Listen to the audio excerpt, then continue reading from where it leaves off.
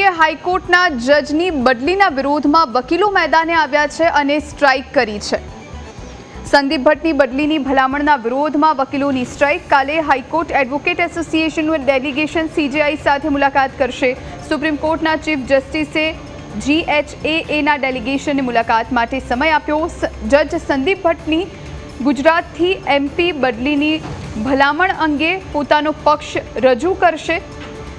GHAAના પ્રમુખ બ્રિજેશ ત્રિવેદી, હાર્દિક બ્રહ્મભટ્ટ સહિત 6 સભ્યોનું ડેલિગેશન દિલ્હી જશે કામથી અળગા રહેવાના નિર્ણય પર વિચાર કરવા। કાલે સવારે 10 વાગ્યે GHAAની EGM મળશે। કાલે તમામ સભ્યોને કોર્ટરૂમમાં હાજરી આપવા GHAAના વકીલોને અપીલ કરાઈ છે। ગઈકાલે GHAA દ્વારા જજની બદલીની ભલામણના નિર્ણય સામે હડતાળની જાહેરાત કરી હતી।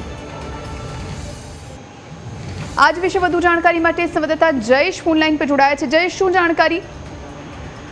જુરી સુપ્રીમ કોર્ટ કોલેજિયમ દ્વારા ગુજરાત હાઈકોર્ટના જજ સંદીપ ભટ્ટ છે તેમની બદલી ગુજરાતથી મધ્યપ્રદેશ કરવા માટેની ભલામણ છે તે સુપ્રીમ કોર્ટ દ્વારા કરવામાં આવી છે ને ત્યારબાદ ગુજરાતના જે વકીલો છે હાઈકોર્ટના તેમણે પોતાનો વિરોધ છે તે નોંધાવ્યો છે ને વિરોધમાં ગઈકાલે તેમણે બપોર બાદ છે તે કામથી અળગા રહેવાનો નિર્ણય કરવામાં આવ્યો હતો ને ત્યારબાદ CJI કે સુપ્રીમ કોર્ટના ચીફ જસ્ટિસ છે તેમની પાસે મુલાકાત માટે સમય છે તે માંગવામાં આવ્યો હતો ને ત્યારબાદ હવે જે ગુજરાત હાઈકોર્ટ એડવોકેટ એસોસિએશનનું જે ડેલિગેશન છે તેમને મળવા મુલાકાત માટેનો સમય છે તે આપવામાં આવ્યો છે। આવતીકાલે 1:50 છે તે હાઈકોર્ટનું ડેલિગેશન છે તે CJI સાથે મુલાકાત કરશે અને પોતાનું જે પક્ષ છે તે રજૂ કરશે। સાથે ત્યારે જે એક વાત છે તે GHA દ્વારા કરવામાં આવી છે પોતાના જે સભ્યો છે તેમને કે આવતીકાલે તમામ જે સભ્યો છે તે કોર્ટની કાર્યવાહીમાં ભાગ લે જેથી કરી અને CJIને છે એક નકારાત્મક સંદેશ ન જાય એ પ્રકારની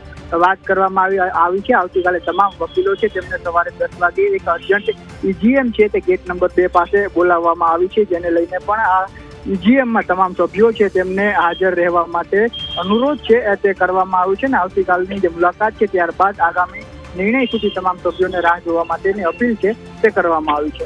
જયેશ, આભાર આપનો જાણકારી આપવા માટે।